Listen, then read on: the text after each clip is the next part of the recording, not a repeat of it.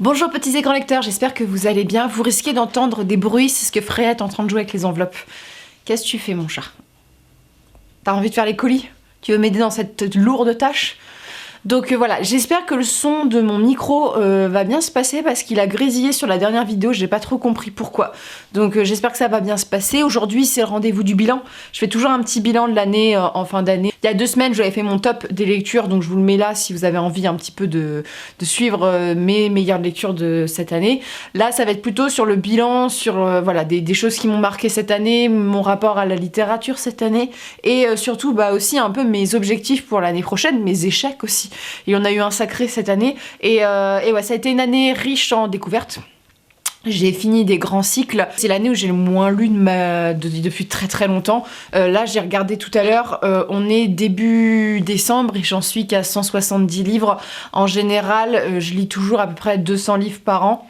C'est un peu dans ces eaux-là. Et bon, cette année, ça fait quand même 32 mois. Là, au mois de décembre, vu que je fais moins de salons, vu que je travaille pas sur un manuscrit actuellement parce que j'ai pas encore trouvé chaussure à mon pied, et donc il y a encore les soumissions de manuscrits qui sont ouvertes pour les 3 normes, c'est un peu plus léger comme emploi du temps, donc je peux lire un peu plus le soir. Essayer de rattraper un peu les lectures, mais je suis pas super satisfaite de moi-même, je dois vous le dire, et en même temps, ça a été un truc au début de l'année où je me suis dit merde, je lis moins vite, ça me frustrait vachement. C'était vraiment une question de j'ai pas le temps et de fatigue mentale, et surtout que cette année j'ai eu beaucoup de fatigue mentale où j'avais du mal à lire parce qu'il y a des moments quand tu corriges t'en peux plus. Et je me suis dit, j'ai été frustrée en fait, j'ai été frustrée parce qu'il y avait pas mal de choses que je voulais découvrir et que j'avais pas le temps forcément de le faire. Et j'espère que l'année prochaine ça ira mieux, sincèrement je l'espère, en croisant les doigts, sachant que là je vais recommencer à travailler sur le tome 2 de La Gardienne du Chardon, le tome 2 et dernier tome des Voix de l'Operum, donc je vais aussi beaucoup écrire. En général quand je dis j'écris, je lis un peu moins, donc je ne sais pas. Freya est en forme, donc je pense que je vais tourner la tête tous les 5 minutes. Cette année, le bilan, ça va être aussi un bilan les 3 normes. Rapidement, les 2 publications qu'on a sorties, donc Nous regrettons la mort au début de l'année, et bien sûr Les objets maudits qui est sorti il y a quelques semaines. Nous regrettons la mort, c'est d'Arnaud Cazès, c'est un one-shot qui se lit comme une grande aventure. Ça a été vraiment l'ouvrage que dans la collection je voulais le plus abordable, voilà, pour commencer un peu l'imaginaire, pour les gens qui sont pas forcément hyper familiers avec l'histoire et qui a des thématiques super fortes et impactantes. On suit donc Fenella qui est une chasseuse de sorcières dans un monde où la mort a disparu 40 ans auparavant parce qu'il y a un sortilège de sorcière qui a totalement foiré, et elle travaille donc pour une religion en place qui s'est servi un peu de ce malheureux événement pour un peu en profiter, parce que les morts au lieu de mourir se transforment en spectres dévoreurs. Et donc Fenella va retourner sur l'île de son enfance pour procéder à une chasse aux sorcières, plus particulièrement la chasse de la sorcière de son clan, et procéder à la noyade de sa mère, parce que les morts, en fait, le seul moyen de se débarrasser des spectres, c'est de les mettre dans l'eau, donc tous les océans sont pollués. Et pour ce faire, elle va être accompagnée de Caléane, qui est un ancien marin qui s'est retrouvé reconverti fromager. Et donc tous les deux vont partir pour une sorte de road trip fantasy où ils sont pas du tout d'accord sur l'objet de leur quête. C'est vraiment 2 générations qui s'entrechoquent, qui sont pas du tout d'accord, voilà, parce que Fenella c'est plutôt une femme assez froide qui a l'impression d'avoir tout vu et tout fait malgré son jeune âge, et Caléane c'est un vieux de la vieille qui a un peu l'impression de passer à côté de sa vie. Donc on est sur un peu les thématiques de la mort et de la religion, et surtout du rapport qu'on a aux parents et au fait de les voir vieillir. C'est un texte qui est très touchant. Et je suis super contente des retours. C'est vraiment, je trouve, un moyen sympa de découvrir la maison d'édition en fait en rentrant, parce qu'il est pas trop gros, et ça voit aussi l'ambiance un peu celtique qui est dans le texte, qui est très sympa. Les objets maudits, on est sur un tout autre type d'aventure. On est donc sur l'histoire de Novem. Novem est un chasseur. Yel va être envoyé par sa reine à une chasse à Valture, donc c'est dans une contrée un peu légendaire et mythique, et il chasse pas n'importe quoi, il chasse les Rankura. Ce sont des créatures qui naissent des objets maudits, c'est-à-dire que quand vous créez un objet ou quand vous avez des émotions négatives, dans le pays de Catelune, en fait, les objets se teintent de ces émotions jusqu'à se transformer en créatures susurrées à ton oreille et essayer de prendre possession de ton corps, et donc tu meurs, voilà, s'ils prennent possession. Et donc on va suivre un peu les pérégrinations de ces personnages, et surtout Catelune a été un pays qui a été mis sous protectorat pendant près de 2 siècles, et donc il y a eu un véritable embargo sur la création.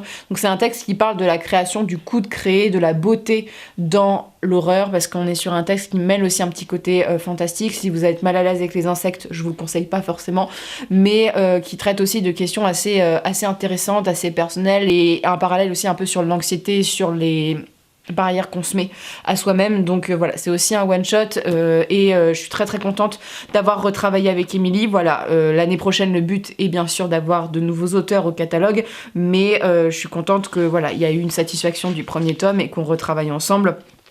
Et voilà, c'est une histoire qui est très particulière, qui est difficilement classable, je trouve. Quand on me dit est-ce que je peux faire un parallèle avec un autre livre, je sais pas trop, mais il y a une ambiance un peu Miyazaki dans le texte qui est assez sympa. Donc ça, c'était un peu le bilan de cette année qui a été très très chargée. Il explique aussi que avec les salons et tout, j'ai moins lu. Et le petit bilan fait que cette année, faut voir aussi le positif, c'est que ça faisait longtemps que j'avais pas autant avancé dans des séries. J'ai fini des trilogies, j'ai fini plus que des trilogies, j'ai essayé de finir beaucoup de choses. La première série que j'ai terminée, il s'agit donc de la série de Catherine Ardet. C'est la série de L'Ours et le Rossignol, qui est une sorte de fantaisie russe où on va suivre une jeune fille qui vit un peu dans un coin un peu paumé de la Russie. Russie un petit peu historique, fantastique, parce que ça se passe à un moment assez particulier, c'est quand la Russie est devenue un État, il me semble. Et on va suivre cette jeune fille qui est très très différente de ses frères et sœurs, qui a un lien un peu avec la nature. Il y a une véritable ambiance dans le texte avec des créatures et elle va faire la connaissance d'une sorte de démon avec qui elle va lier une relation et on va la suivre de sa jeunesse jusqu'à l'âge adulte. Et dans tout ce carcan, on va dire, historique avec les oppositions pendant les guerres. Freya fait tout tomber, elle déteste que je filme, c'est improbable. Et donc, on va la suivre aussi, cette construction d'univers avec plein de créatures. C'était une très très bonne découverte. J'ai pas mis dans mon top en fait parce que j'avais lu le premier tome en 2021, mais sincèrement, c'était une de mes trilogies coup de cœur. Voilà, c'était entre les deux, je sais plus si je l'avais mis en 2021 ou pas, mais ça a totalement sa place parce qu'il y a une ambiance, il y a une mythologie, il y a un personnage hyper attachant qui est assez dur en même temps, qui porte des messages très très parlant, parce qu'on est sur une jeune fille qui vit dans un carcan de société où avec la femme c'est compliqué et où elle va être traitée de sorcière, ça va impliquer énormément de choses. C'est un récit qui est sans concession sur certaines choses, il y a un froid, le froid tu le sens quand tu lis, il y a une ambiance. Voilà, l'histoire d'amour est magnifique. Je suis pas une grande romantique, mais j'adore ce type d'histoire d'amour. Ça me fait penser, voilà, avec ces créatures et ces humains, et quand c'est bien ficelé, il y a un côté impossible qui est très très beau. Et dans le texte, ce que j'aime bien, contrairement à ce qu'on peut avoir avec Bella et Edouard, avec des créatures habituellement, c'est que même si la créature a des siècles, elle a bien conscience de son ascendant sur la jeune fille, et ça en parle en fait pour que ça soit le moins toxique possible dans le texte. Je trouve que c'est très très bien fait. Et ça a été vraiment une découverte aussi pour moi de la mythologie russe. Alors bien sûr, il y a des kappas, il me semble, tout ça. Il y a une mythologie qu'on connaît un peu, mais c'est plein de créatures. C'est une ambiance que je connais très très peu, qui m'a vraiment donné envie d'en savoir plus. Il faut que je trouve un livre en fait sur la mythologie des pays russes et voilà, de toute cette partie du continent. Ça serait vraiment intéressant, mais ça a été vraiment une très très belle découverte. Au-delà de ça, cette année, vous vous en êtes bien rendu compte, et je sais que ça a été sujet à critique pour certains parce que certains en avaient marre que j'en parle, mais bon, une série de 35 tomes, je crois, ou je sais plus, voilà, environ une trentaine de tomes, forcément, faut que j'en lise plusieurs pour que je puisse avancer dans la série, et j'ai terminé le cycle principal. Il y a le cycle de Tiffen Pratchett qui est un peu à l'extérieur des Annales du Disque Monde, mais j'ai fini la série principale de Pratchett, donc les Annales du Disque Monde. J'en ai fait une vidéo tout à fait complète. C'est une série qui me guidait depuis 2 ans à peu près, je crois que j'ai mis 2 ans à peu près à lire, ou 1 an et demi, mais j'ai lu énormément de Pratchett, j'en lisais plusieurs par mois même, et ça a été pour moi ça a été la véritable découverte de cette année. Pratchett, on aime ou on n'aime pas, on peut être un peu plus nuancé, mais il y a un humour chez Pratchett qui est quand même très particulier et très anglais. La manière dont on rentre dans les textes est un peu particulière parce que les 2 premiers tomes, donc les 2 premiers tomes dans le sens de la parution, sont pas forcément les plus sympathiques et les plus intéressants. On recommande plutôt de commencer soit par la 8e fille, soit par Mortimer. C'est soit tu lis comme moi dans l'ordre de parution, est ce que je recommande, parce qu'il y a pas mal de références entre les cycles, donc ça demande quand même à ce qu'on suive le cycle et qu'on lise beaucoup de Pratchett. Soit tu lis par cycle, voilà, tu peux lire par exemple le cycle de la mort ou le cycle des sorcières qui sont bien pour commencer, et tu découvres l'univers. Et j'ai adoré La Plume de Pratchett. Alors bien sûr, il y a certains tomes qui m'ont moins plu, j'avais même été déçue par je crois que c'est le dernier continent, celui sur l'Australie. J'avais trouvé un peu lourd, et en fait le problème c'est que tu sentais par exemple avec Rincement dans ce tome-ci que Pratchett on avait un peu marre d'avoir ce trope du sorcier qui se retrouve embrigadé dans des affaires pas possibles, et tu voyais que c'était de la lassitude. Il y a des tomes qui sont plus ou moins bons, mais dans la globalité c'est extrêmement bon, c'est beaucoup de jeux de mots, et on a la chance en France d'avoir la traduction de Patrick Couton qui a été récompensée pour ça et qui est considérée comme la meilleure traduction de Pratchett quand même, et qui a remis en avant les jeux de mots pour être plus compréhensible. C'est un univers qui a d'excellents messages, qui est très critique, donc ça va dénoncer le sexisme, ça va dénoncer le racisme, voilà, on va voir dans le texte par exemple même un personnage trans d'une certaine manière, parce que les nains a priori c'est que des hommes, et il y a un nain qui décide de porter une robe, donc voilà, qui fait la transition vers un personnage féminin. C'est hyper novateur pour l'époque, c'est acide parfois, c'est drôle, ça dénonce, en fait chaque tome va dénoncer ou va traiter d'un sujet. On va avoir par exemple le cycle du guet, donc qui est mon cycle je pense préféré, qui est sur la police d'Ankh-Morpork, donc qui est la ville principale, où on va dénoncer le racisme, on va dénoncer les conduites de la police, voilà, toutes ces choses-là, même des événements politiques ou des événements historiques. On a des personnages iconiques, voilà, on a mes messieurs du temps, on a des personnages qui vivront avec vous, je pense, une grande partie, et Pratchett arrive à parler de sujets hyper sérieux en étant déjà sérieux dans ses textes, parce que même si c'est de la fantaisie humoristique, il y a toujours du fond, et ça peut être triste, c'est toujours bien fait, mais avec une légèreté qui fait que c'est hallucinant. En fait, il y a beaucoup de gens qui sont beaucoup moins angoissés d'aller vers ce terme-ci. Il y a des lettres qui parlent en fait de gens qui sont en phase terminale, qui ont écrit à Pratchett pour leur dire qu'avec la mort en fait ils sont beaucoup moins effrayés de ça. Donc c'est très très beau. Voilà, c'est une série qui est particulière pour son humour, faut aimer ça, hein, si vous aimez les Monty Python, voilà, moi j'adore, ça, c'est cet humour-là. Vous n'aimez pas Pratchett, ce n'est pas parce que ce n'est pas grave, voilà, je sais qu'il y a des gens qui ont du mal à accrocher, et notamment c'est une grosse série, et c'est particulier, voilà, la fantaisie humoristique c'est particulier, c'est surtout une fantaisie qui demande un minimum de connaissances sur les sujets, parce que c'est une fantaisie qu'il faut lire quand on lit un peu de fantaisie déjà, parce qu'il y a des tomes entiers où c'est la critique de la fantaisie, et ou des références. Voilà, Cohen le barbare qui est une sorte de Conan mais à la retraite, voilà, qui est très très drôle. On va avoir des références à des films, à beaucoup de choses. Alors tu peux avoir plusieurs clés de lecture, tu connais pas trop mais tu vas quand même suivre l'histoire, t'as les références donc ça va, et t'as les références des références, c'est-à-dire que j'avais eu un commentaire comme quoi il y avait un texte qui parle de la Chine, du Moyen-Orient, bref, des pays qui sont étrangers à Ankh-Morpork, et il y avait plein de jeux de mots, même dans la langue chinoise en fait, a priori. Il y a vraiment un truc où ça pousse dans le fond, donc voilà, c'est ça peut être lu sur plusieurs niveaux, et bien sûr ça forme des histoires, voilà, chaque cycle va développer des choses, et ça a été ma grande découverte de cette année. Pratchett, je pourrais vous en parler encore des heures, mais pour moi, ce qui me chagrine avec Pratchett, c'est qu'il est beaucoup moins lu, j'ai l'impression, en France. C'est-à-dire que déjà sur Booktube, on le voit très peu représenté, même si ça commence et c'est cool. Enfin, ça me fait toujours plaisir de voir les copains et les copines qui présentent Pratchett. Je suis en mode yes, tu vois.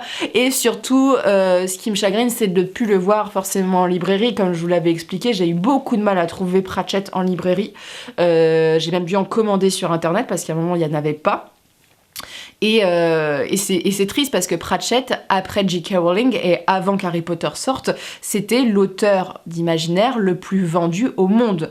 Et c'est quand même une série qui est méga connue, il y a des prix, Pratchett c'est un monstre à l'étranger, c'est-à-dire que dans les pays anglophones, Pratchett c'est le roi, c'est le king, et c'est vrai que nous, en francophone, on est passé un petit peu... il y a un certain type de lectorat qui l'aura lu, notamment un lectorat qui est un peu plus âgé que moi, qui a grandi avec Pratchett et tout, mais la nouvelle génération, même les jeunes, je pense que vous parlez à un ado, je suis pas sûre qu'il ait déjà entendu parler de Pratchett, alors que je pense qu'il y a 15-20 ans, c'était pas le cas. Donc pour le coup, je vous conseille de pas laisser mourir Pratchett comme ça, et d'essayer de le découvrir, parce que ça vaut vraiment le coup, et vous en ressortirez forcément grandi et instruit. Et j'ai enchaîné sur une autre série alors qui a été moins dans la joie et la bonne humeur. J'ai terminé La Roue du Temps cette année, je vous ai fait une petite vidéo qui n'a pas plu à tout le monde, hein, sachez-le, ça m'a fait beaucoup rire. Il y a des gens, c'est très très drôle de voir qu'ils sont incapables d'avoir de recul critique, et dès qu'on critique leur saga préférée, se mettre dans des états, pas mince. Il n'y a pas eu à avoir grand chose qui t'arrive dans la vie si tu te mets dans des états pour un bouquin comme ça. Mais La Roue du Temps, donc c'est une célèbre série d'imaginaire qui a été écrite par Robert Jordan qui est décédé et qui a été repris par la suite par Brandon Sanderson.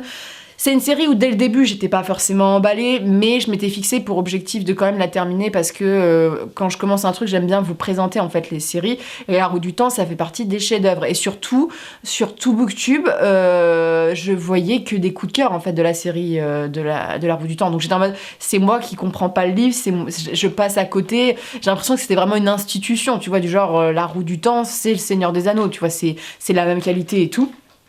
Et ça ne l'a pas fait avec moi. Voilà, la vidéo je décris beaucoup plus, et ça m'a soulagée de voir que vous étiez beaucoup comme moi à pas avoir forcément apprécié, mais c'est une série qui a marqué son temps, qui est assez classique. On va suivre l'histoire de Rand, de Perrine et de Matt, qui sont 3 jeunes hommes qui vivent dans le village de Deux-Rivières avec d'autres personnages, jusqu'au jour où ce village va être attaqué par des Trollocs qui sont les espèces d'orques de cette histoire. 3 garçons et 2 autres personnages féminins vont partir accompagnés de Moiren, donc qui est une sorte de sorcière, une Aes Sedai, vers une aventure, et surtout pour répondre à une prophétie, la prophétie du dragon réincarné. C'est une fantasy qui est très classique, c'est une fantasy qui est vieillissante, notamment sur ses traitements des personnages. C'est une fantasy qui est en dents de scie parce que le texte a des grosses longueurs et a quand même des gros problèmes. Je pense que La Roue du Temps, ça c'est mon avis, hein, c'est autant mis en avant, c'est un peu comme La Belgariade des Dinks, c'est-à-dire qu'à l'époque on n'avait pas non plus énormément de choix en imaginaire. C'est pas du tout la même chose quand on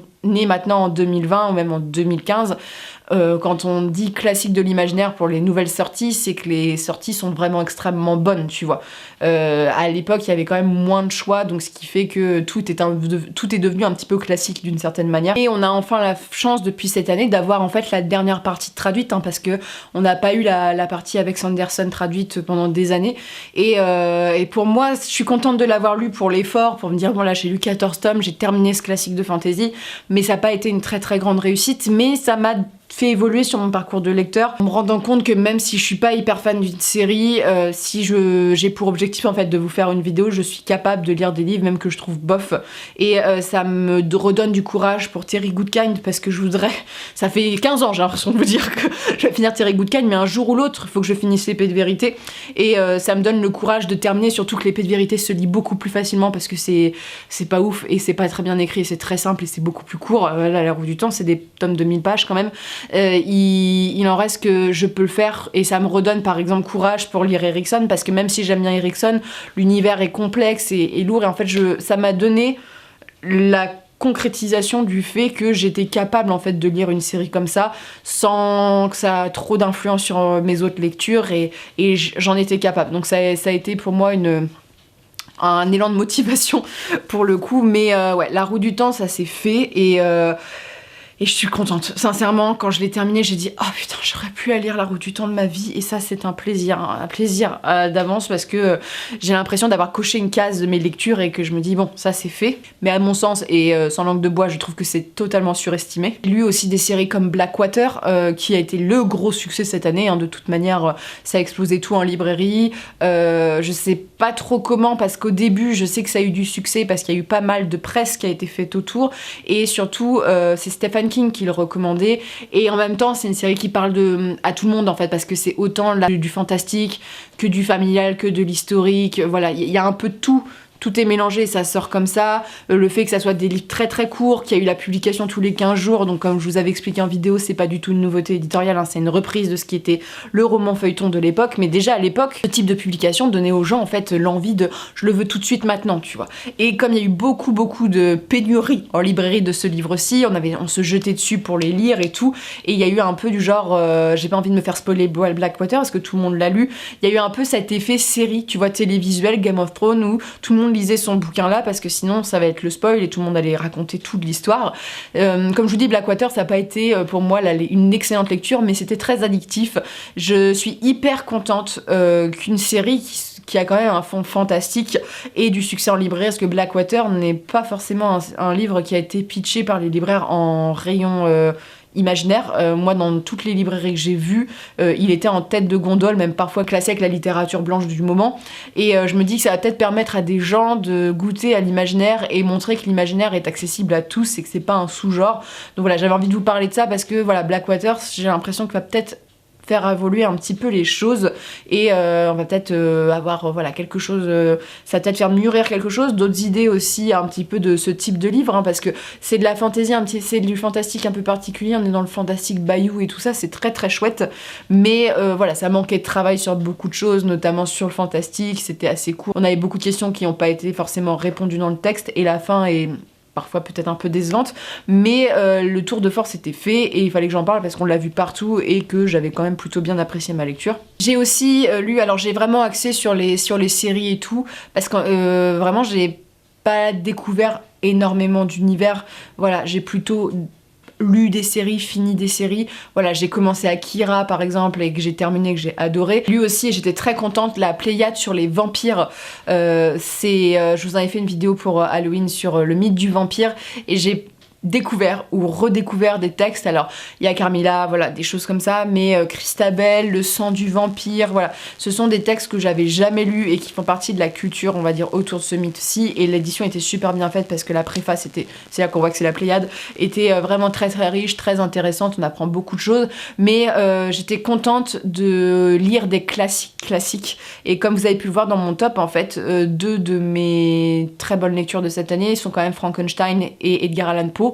Et ouais, ça m'a fait du bien parce que ça m'a fait du bien au niveau du style littéraire, parce que faut dire ce qui est, les styles traduits de l'Amérique par exemple, ou certains styles français sont assez plats et assez peu riches en termes de littérature, et ça me manque aussi de lire des plumes qui sont assez bonnes, et là donc j'avais des belles plumes, un style qui me plaisait, et surtout j'étais assez fascinée en fait sur la création, en fait sur les mythes et tout, c'est passionnant. J'avais l'impression d'augmenter un peu ma culture générale, ce qui m'avait un peu frustrée ces dernières années, de plus lire forcément des classiques, et pour le coup bah, j'étais contente d'allier un peu les deux, imaginaire et classique, même si l'année prochaine j'aimerais bien lire aussi des classiques, mais je trouve jamais le temps et j'étais tellement fatiguée cette année que j'ai pas eu le courage de lire Crime et Châtiment. Je lirai l'année prochaine. J'avais vraiment jamais lu ça avant. Le true crime, alors vous savez que moi je suis une passionnée de faits divers, de true crime, je suis une grosse consommatrice de vidéos sur le sujet. Ça a un effet catharsis sur moi et je trouve ça assez intéressant, même d'un point de vue d'écrivain ou d'éditeur, de voir un peu le mal et de s'en servir après dans les romans. Je trouve que c'est intéressant pour faire des bons méchants ou ce genre de choses, ou au contraire de s'inspirer, voilà, je trouve que c'est assez passionnant parce qu'il y a des histoires qui sont folles, et j'avais jamais lu en fait de livres comme ceci. J'ai lu des petits livres qui sont des résumés d'affaires, que ce soit sur les grandes criminels de France, voilà, sur les grandes affaires de France, et l'année prochaine j'aimerais bien lire des témoignages de victimes. Je sais pas trop si je serais capable de les lire, parce que moi les témoignages, j'ai un rapport à ça qui est très violent. J'ai lu des textes de témoignages d'enfants qui ont été agressés quand ils étaient jeunes par soit des parents, soit d'autres personnes, et ne le dis pas à maman ou des trucs comme ça, ça m'a encore traumatisée, tu vois. Donc je sais pas si j'en serais capable, mais en regardant les vidéos et tout, ça me donne toujours envie, parce que bon, comme par exemple My Skies dit toujours ses sources, et j'ai toujours envie de lire les livres après, et je me dis ça serait un bon moyen en fait un peu de découvrir ça sous la plume, voilà, pour découvrir et me faire un peu mon avis, parce que le problème du true crime sur YouTube, c'est qu'il y a des très bonnes personnes qui en font, mais il y a tout et n'importe quoi, et il y a des gens ils font ça un peu presque sur le ton de la blague. Il y a des trucs où ça passe pas, tu vois. Et je me dis qu'un livre écrit par une victime, ça pourrait être intéressant, ou même, voilà, peut-être un livre de Pierre Bellemare, essayer. Je suis pas sûre que ça me plaise, et j'ai pas envie non plus de trop en lire, parce que je regarde déjà beaucoup de vidéos sur le sujet, donc on va pas non plus tourner tout le temps sur ces questions-là. Mais vous savez que j'ai fait du droit, je suis un peu une passionnée de criminologie et tout, et je trouve ça intéressant au niveau psychologique. Voilà, il y a des youtubeurs que je suis exclusivement pour ça. Et c'est très chelou que je dise ça. Vous allez me prendre pour quelqu'un qui adore les massacres. Je viens de m'étouffer. J'adore les enquêtes policières, et donc voilà, c'est un peu mon délire. On va passer dans la deuxième partie. À plus, mes envies pour l'année prochaine. Alors déjà, je suis contente parce qu'il y a pas mal de choses que j'ai validées de mes envies de l'année dernière. J'ai lu Le Bâtard de Caussignan, j'ai lu beaucoup plus de Robin Hobb que je ne pensais. Voilà, j'ai avancé sur des séries. Bon, il y a des trucs que j'ai pas fait, mais je pense qu'il y a aussi le besoin de parler de mon échec, et c'est pas forcément mon échec 100% de ma faute, je dois le dire. J'ai voulu lire le cycle d'Anne Rice et bah je l'ai pas trouvé en librairie. J'ai lu les stats que j'ai beaucoup aimé et j'ai voulu lire la Reine des damnés. Et à chaque fois que je vais en librairie, je ne le vois pas. Et comme je suis une acheteuse libraire, peu internet, bah ça m'a un peu frustrée. J'ai fait mais un nombre de librairies, j'ai dû faire au moins une vingtaine de librairies différentes. Et je ne l'ai jamais vu. Et je n'ai jamais vu la suite. Et c'est super chiant parce que je peux pas avancer dans la série. Ça, c'était mon échec. Et j'aimerais bien ravancer. Alors, je pense pas lire tout Anne Rice l'année prochaine, mais en lire un, peut-être tous les ans, pour essayer d'avancer dans cette série. Et voilà, parce que j'ai des tomes en plus, les tomes 8 ou 9 qui m'attendent. Mais j'étais un peu frustrée par ça parce que surtout que les stats a été une très bonne découverte. Et La Reine des damnés, bah, c'est un peu un classique aussi. Donc voilà, donc ça a été mon échec Anne Rice. Déçue, un peu choquée de ne pas le trouver. Alors je sais qu'il y avait eu des problèmes de réimpression et tout, mais c'est frustrant quoi, c'est frustrant. Comme les librairies sont assez loin de chez moi, je ne commande que rarement. Bah là j'en ai commandé un et en fait dès que j'y vais la librairie est fermée. Je peux pas y aller forcément quand les horaires sont ouverts. Donc ce qui est chiant parce que je peux toujours pas chercher mon livre. Donc là il faut que j'essaye de le chercher avant Noël. Mais c'est pour ça que je commande jamais parce que je mets beaucoup de temps à les récupérer. Et on va parler de mes petites envies. Alors je me suis pas fixé 36 000 envies pour l'année prochaine. On va se laisser porter par le fil de l'eau. Mais je pense qu'il y a quelques petits trucs à noter. La première, alors accrochez-vous bien, hein, je ne pensais pas dire ça tout de suite, j'ai envie de découvrir plus de science-fiction l'année prochaine. J'ai envie de lire, alors de la SF, mais de la SF que j'ai choisi voilà, de moi-même. Je suis très chiante en SF parce qu'il y a beaucoup de choses qui ne me plaisent pas. Faut vraiment que le pitch me donne envie. Alors il y a Becky Chambers qu'on m'a recommandé et je pense que je vais un peu lire elle, je vais un peu la lire. Bon, j'ai lu déjà de la SF, hein, j'ai lu du Dan Simmons et tout, mais je vais lire un classique. Je ne promets rien, mais ça me dégoûte de le faire, mais à un moment il va falloir y passer parce que ça fait partie des classiques et que je dirais pas Orson Scott Card parce que y a de l'argent qui est renvoyé à des associations anti-LGBT, voilà, ou à des processus dont je suis totalement contre. Là, la famille a l'air de pas donner de l'argent à des choses qu'il faut pas, mais je tiens à rappeler que cet auteur est très problématique et que ce n'est pas des rumeurs, ce sont des faits. Il y a eu beaucoup de témoignages sur ce cas-là et que c'est connu dans l'univers de l'édition. Asimov était un vrai pervers qui, dès qu'il est entré dans une pièce, les femmes essayaient de fuir, notamment dans les maisons d'édition où il adorait aller voir les secrétaires et leur mettre les mains là où il fallait pas. Et donc ça me gênait de lire ça et surtout je sais qu'Asimov est un gros sexiste. Hein. J'ai suffisamment de potes à moi qui ont lu ces séries et qui m'ont dit tu vas pas du tout aimer le traitement des personnages féminins, je suis au courant mais j'aimerais bien lire le cycle des robots. Histoire de me faire un avis sur le coco et en essayant de m'écarter de ça, voilà, je suis au courant mais ça fait partie des classiques, voilà, et j'aimerais continuer La Terre fracturée, voilà, j'aimerais recontinuer un peu de la SF mais par petite dose, c'est-à-dire que ça sera un livre tous les 2 mois ou un truc comme ça et encore, parce que je suis vite déçue en science-fiction mais il faut que je m'ouvre à la culture, voilà, même si j'aime pas trop lire au moins de temps en temps des choses qui pourraient me sortir de mon truc et puis si ça va vraiment pas, je vois que le genre m'intéresse pas, bah, j'arrêterai, tu vois, voilà, mais je pense que je lui ai pas donné encore suffisamment de chance à la SF pour vraiment me faire un avis dessus, et voilà, faut que je lise Philippe K. Dick, voilà, il y a pas mal de choses dont je suis très en retard, mais c'est pas ce qui me tente le plus, quoi. Il y a 2 sagas que j'ai envie de découvrir l'année prochaine. La première est une saga très connue. A priori, il va y avoir une nouvelle édition l'année prochaine, à ce que j'ai cru comprendre. Il s'agit donc de La Balade de Perne, voilà, qui est c'est un classique, hein, La Balade de Perne. Il me semble que c'est écrit par une femme, je ne sais plus son nom, mais c'est un cycle qui parle de dragons. Alors vous savez, mon rapport au dragon est particulier, c'est-à-dire que j'ai du mal avec les séries avec les dragons. On voit aussi La Cité des Anciens n'a pas été une réussite pour moi, mais c'est un classique, il paraît que c'est très très bien, qu'il y a un gros plot twist au milieu des romans, mais il y a un ordre, en fait il faut les lire dans l'ordre de publication, sauf qu'il y a des éditions où ils te mettent dans l'ordre chronologique et en fait ça te gâche la lecture, donc j'attends de voir un peu la réédition, où voilà, il faudra que je me renseigne pour le lire vraiment dans l'ordre que je le souhaite, mais c'est une envie qui me fait très envie depuis longtemps et je me dis bon, c'est un classique, tu devrais t'y mettre. Et le deuxième que j'ai envie de lire, c'est Les Princes d'Ambre de Zeslany, voilà, qui est un classique aussi, on en a parlé beaucoup, on me le recommande tout le temps en vidéo, et bon, je sais qu'il y a des gens, c'est une série qui date, je suis au courant que c'est un truc un peu old school et tout, mais ça fait partie des classiques de l'imaginaire, c'est une série qui doit faire 5 5 ou 8 tomes, un truc comme ça, c'est pas non plus énorme, mais j'aimerais bien avancer. Voilà, pas forcément lire tout d'un coup, mais avancer, histoire de m'acheter, je sais pas s'il y a des intégrales, mais un truc comme ça, et que je puisse avancer. Mais ouais, non, je pense que je vais me lire aussi Les Princes d'Ambre. Je sais pas du tout de quoi ça parle, je crois que c'est de la fantasy assez classique. On m'a dit que le personnage principal était aussi casse-pied que Fitz dans l'Assassin Royal, mais après avoir lu Fitz, je pense qu'on peut affronter tous les personnages. Mais ouais, j'ai envie de lire ça et de me faire un avis. Après, j'ai l'impression que ça va être un peu un truc à la Belgariade, je sais pas pourquoi, donc je suis pas sûre que je vais apprécier, mais ça fait plusieurs mois que je me dis, il faudrait peut-être que je lise cet auteur-là. En fait, j'ai envie de lire plus de classiques de l'imaginaire. Alors quand je vous parle de classiques, je parle de classiques potentiellement antérieurs à Tolkien. J'ai déjà commencé, j'ai acheté Le Roi en jaune, j'ai acheté Le Serpent d'Ouroboros. Voilà, j'ai essayé, voilà, je vais essayer de voir si ça me plaît, mais j'ai envie de découvrir ceux qu'on a mis un petit peu au placard pendant toutes ces années. Voilà, ceux qui ont pris la poussière pour découvrir ça. C'est un peu mon objectif de me renseigner un peu plus là-dessus. Est-ce que j'écoute plein de podcasts et c'est là que je me rends compte que je lis quand même beaucoup de choses qui sont actuelles et tout, mais qui manquent. J'ai encore des carences sur les vieux auteurs, parce que notamment j'étais vraiment pas née et même mes parents n'étaient pas nés voilà, quand c'est sorti, même mes grands-parents étaient potentiellement pas nés quand c'était sorti. Donc voilà, j'ai du retard à rattraper là-dessus, mais j'ai très très hâte. En fait, c'est des livres qui datent parfois de mes arrière-grands-parents. Oui, même oui, de mes arrière-grands-parents.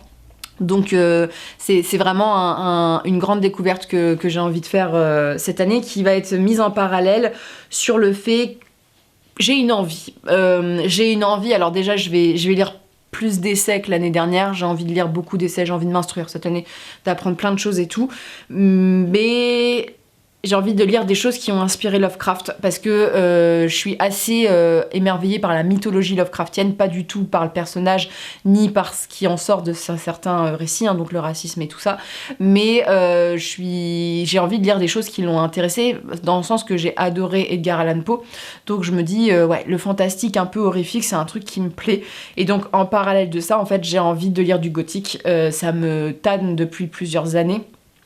Et bien je vais me lancer cette année parce que j'ai adoré le peu de gothique que j'ai lu, j'ai adoré, c'est mon genre d'horrifique que je préfère, voilà, que ça soit en série et tout ça, et donc j'aimerais lire des choses comme Mon oncle Silas, La maison hantée, voilà, des classiques. J'ai envie vraiment de lire ça et peut-être découvrir aussi des nouveautés, parce que quand j'ai lu comment s'appelle j'allais dire Garcia, mais le livre qui se passe à Mexico, Mexican Gothic, voilà, qui était une réinterprétation un peu du gothique à la mexicaine et tout ça, j'ai beaucoup aimé l'ambiance et je me dis ouais, c'est un truc qui me parle, c'est un truc qui m'émerveille, et donc j'ai vraiment envie de découvrir ça.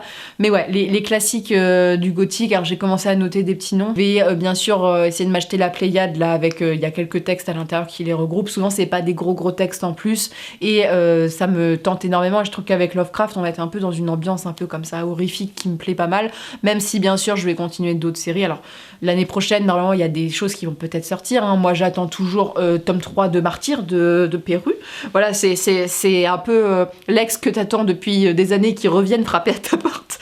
J'attends toujours Un petit salaud gentilhomme, voilà, parce qu'il y a des rumeurs qui circulent depuis quelques années que ça devrait bientôt sortir. Pareil, alors le nom du vent, non, parce qu'il est en grosse dépression, mais Salaud gentilhomme, a priori, potentiellement. Et puis surtout Georges qui laisse des indices comme quoi en 2024... il y aurait peut-être un petit Game of Thrones qui sortirait, donc voilà, on va avoir des choses en perspective à lire, et je pense que ça va être encore une très belle année de lecture, et je pense qu'elle sera encore plus belle que cette année, parce que j'ai fini des gros cycles, donc je vais être plus tentée de découvrir autre chose, et comme je vous le dis, j'ai pris aussi la décision de moins demander des services presse. Alors vous allez vous dire, j'en demande pas beaucoup non plus, mais je pense que je vais diversifier, parce que je vois qu'il y a d'autres maisons d'édition qui me contactent et tout ça, ce qui fait que je vais prendre des choses qui m'intéressent vraiment, parce qu'il y a une époque, et je voulais toujours un peu signifier que je lis beaucoup, donc je pouvais me permettre de prendre beaucoup de services presse, et il y a des choses, je me dis je vais tester et tout. Là je vais être plus sur ça m'intéresse vraiment, donc je vais prendre et être plus piocher chez plus d'éditeurs si c'est possible. Voilà, on ne sait pas, parce qu'il y a des éditeurs, un coup ils travaillent avec toi, un coup ils travaillent pas avec toi, mais je suis contente de pouvoir diversifier un peu le catalogue et découvrir des choses, et je pense que cette année on va être sur un truc que j'ai envie de relire un peu. Alors ça c'est faut que je trouve chaussure à mon pied. Mais je suis en train de lire Tia d'Estelle Faye, donc cette trilogie La Voix des Oracles, et j'ai envie de relire des séries où il y a de la mythologie. Voilà, des séries où il y a des faunes, des séries où il y a des créatures. J'ai envie de voir des créatures, j'ai envie d'avoir une fantaisie comme ça à créatures. Vraiment très très envie de ça. Et voilà, j'ai trop hâte. J'espère que cette vidéo vous aura plu. N'hésitez pas à vous me faire votre bilan, vos envies. Et n'hésitez pas pour vos envies ou des recommandations, parce que je suis en train de noter un peu.